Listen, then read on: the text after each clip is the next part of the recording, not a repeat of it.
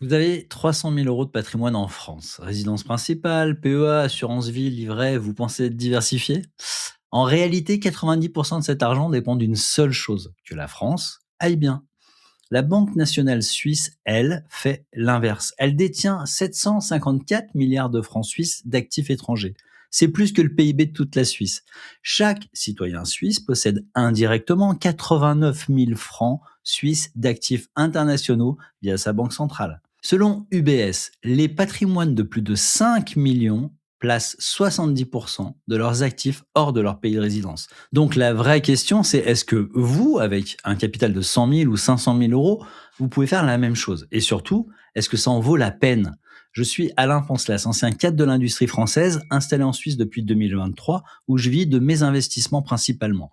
Et je vais vous montrer comment évaluer si cette approche a du sens pour vous sans tomber dans une complexité inutile. Mais d'abord, on va commencer par regarder ce que concentration française veut vraiment dire en euros. On va prendre un patrimoine classique de 300 000 euros. Vous avez une résidence principale à 200 000 euros, c'est de l'immobilier français. Vous avez 40 000 euros en assurance vie en fonds euros, c'est de la dette française. Vous avez 10 000 euros sur un livret A, c'est encore de la dette française. Et votre PEA de 50 000 euros, il est souvent concentré sur le CAC 40 français, donc des entreprises encore une fois françaises.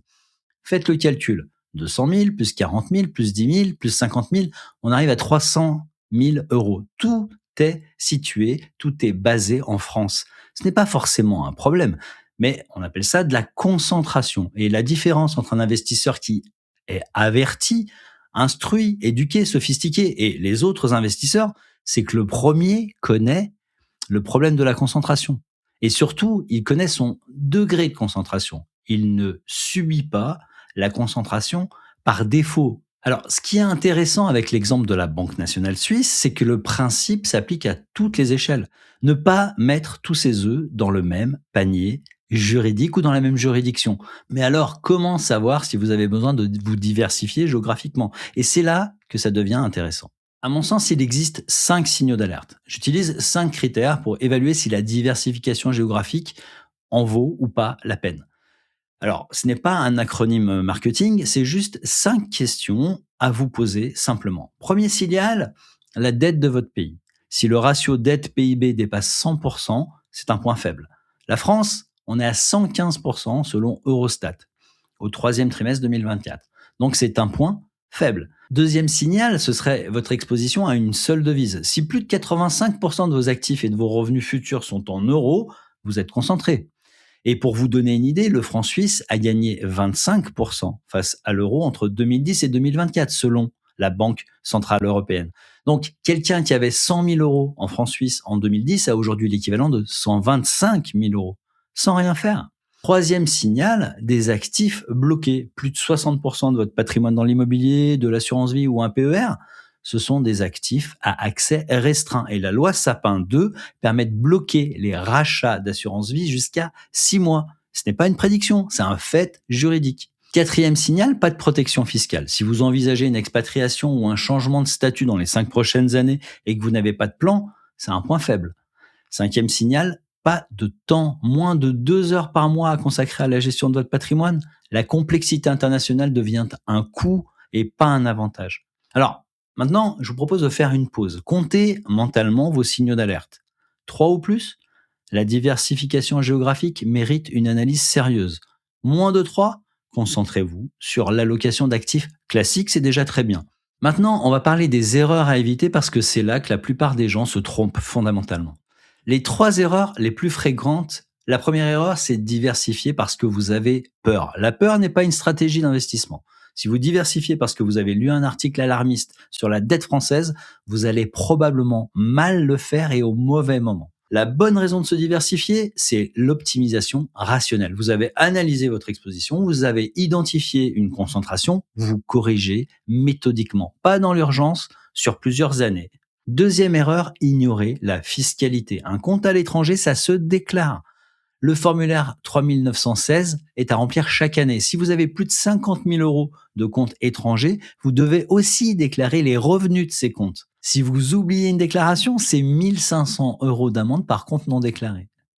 Et les plus-values sur compte étranger, flat tax de 30%, exactement comme en France. Donc, pas d'avantage fiscal direct, sauf si vous visez une expatriation future. Troisième erreur, surcomplexifier. J'ai vu des investisseurs avec 8 comptes dans 5 pays sur 3 devises et aucune vision claire de ce qu'ils possèdent. Résultat, ils passent plus de temps à gérer leurs comptes qu'à investir.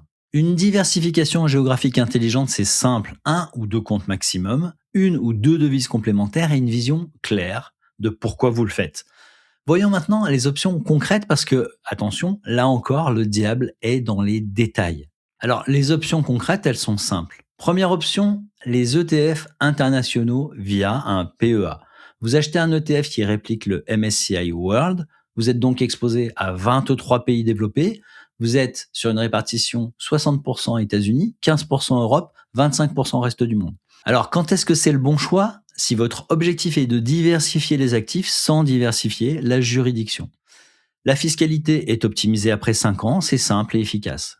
La deuxième option, c'est un compte multidevise. Vous avez des comptes comme des sociétés comme Wise ou Revolut qui permettent de détenir des euros, des dollars, des francs suisses. Vous avez une conversion au taux interbancaire, donc pas les fameux 3% de frais de votre banque. Le point important ici, c'est que Wise et Revolut ne sont pas des banques traditionnelles. Ce sont des établissements de monnaie électronique. Votre argent n'est pas garanti par le FGDR français. Donc, pour des dépenses en devises ou du court terme, c'est bien. Pour l'épargne long terme, c'est un non catégorique. Troisième option, un compte bancaire suisse. C'est accessible des 1000 euros chez certains acteurs numériques, voire moins. Vous avez une vraie banque dans une vraie juridiction suisse, en francs suisses. Alors, quand est-ce que c'est un bon choix? Si vos signaux d'alerte montrent un besoin de diversification juridictionnelle réelle, pas juste monétaire. Et la déclaration fiscale reste obligatoire, bien sûr. Option numéro 4, de l'or physique. Les pièces d'or Napoléon de 20 francs, une poche de 5 à 10% maximum, hors système financier traditionnel. Mais alors, concrètement, tout ça, comment ça s'applique? On va prendre 3 profils différents. Premier profil, un jeune actif de 35 ans avec 50 000 euros de patrimoine. Signaux d'alerte probables. Alors, ils sont faibles, ces signaux. Le salaire est en euros, pas d'immobilier, un horizon d'investissement long. Mon conseil, dans ce cas-là, ne vous compliquez pas la vie. Un ETF MSCI World dans le PEA, c'est déjà une diversification géographique des actifs. Vous avez 50 000 euros? Mettez 40 000 euros en ETF international via PEA. Gardez 10 000 euros en liquidité en euros. Compte étranger, zéro. Profil numéro 2, un cadre de 45 ans avec 200 000 euros de patrimoine qui envisage de s'expatrier. Signaux d'alerte probables, modérés. De l'immobilier français à 50%, des revenus en euros, mais un projet de mobilité dans les 5 ans. Mon conseil ici, commencez à préparer la flexibilité sans surcomplexifier. Vous avez 200 000 euros, mettez 120 000 euros en ETF internationaux, 30 000 sur un compte multidevise en francs suisses et en dollars, et gardez 50 000 euros en immobilier et en liquidité en France. Profil numéro 3, un pré-retraité de 58 ans avec 500 000 euros de capital. Signaux d'alerte probables, plutôt élevés. Immobilier français, assurance vie, retraite en euros, la concentration est forte. Mon conseil ici, conservez le cœur du patrimoine optimisé fiscalement en France. L'assurance vie et l'immobilier, c'est 225 000 euros. Ajoutez 175 000 euros en ETF internationaux, 50 000 euros sur un compte suisse, 25 000 euros en or physique et 25 000 en liquidité multidevise. Tout ce que je présente ne sont pas des prescriptions, ce sont des illustrations de comment les signaux d'alerte guident les décisions. Dites-moi maintenant en commentaire combien de signaux d'alerte vous avez coché dans votre cas et quelle part de votre patrimoine est aujourd'hui concentrée en France. Maintenant, soyons honnêtes sur ce que exige cette stratégie. Première contrainte de la stratégie, les déclarations fiscales. Chaque compte à l'étranger signifie une ligne sur un formulaire 3916 chaque année. Ce n'est pas compliqué, mais c'est une charge administrative réelle. Deuxième contrainte, le risque de change. Le franc suisse monte depuis 15 ans face à l'euro, mais rien ne garantit que ça va continuer. En janvier 2015, la Banque nationale suisse a abandonné le plancher euro-franc. Le franc a bondi de 15% en quelques minutes. La volatilité existe dans les deux sens. Troisième contrainte, la complexité successorale. Des actifs dans plusieurs pays, ça signifie plusieurs droits de succession potentiellement applicables.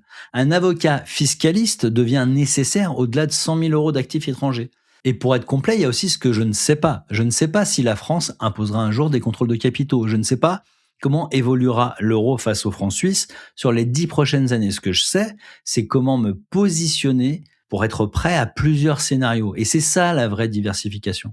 La diversification géographique n'est pas urgente, elle se construit sur plusieurs années, mais avoir une méthode claire fait la différence entre une stratégie cohérente et une accumulation de comptes sans vision. Dans ma formation gratuite de 7 jours, un bootcamp par mail, vous approfondissez les 5 signaux d'alerte avec des cas pratiques détaillés et vous repartez avec un simulateur qui calcule votre score d'exposition automatiquement. Vous entrez vos actifs, il vous dit où vous en êtes. Le lien est dans la description, c'est gratuit et vous vous désinscrivez quand vous le voulez. C'est l'approche que j'applique personnellement. J'investis mon propre argent avec ces principes et je n'ai aucun lien d'affiliation avec les établissements que je pourrais mentionner. Si vous êtes intéressé par l'approche FIRE qui vous promet la retraite en quelques années, je vous recommande cette vidéo. À très vite.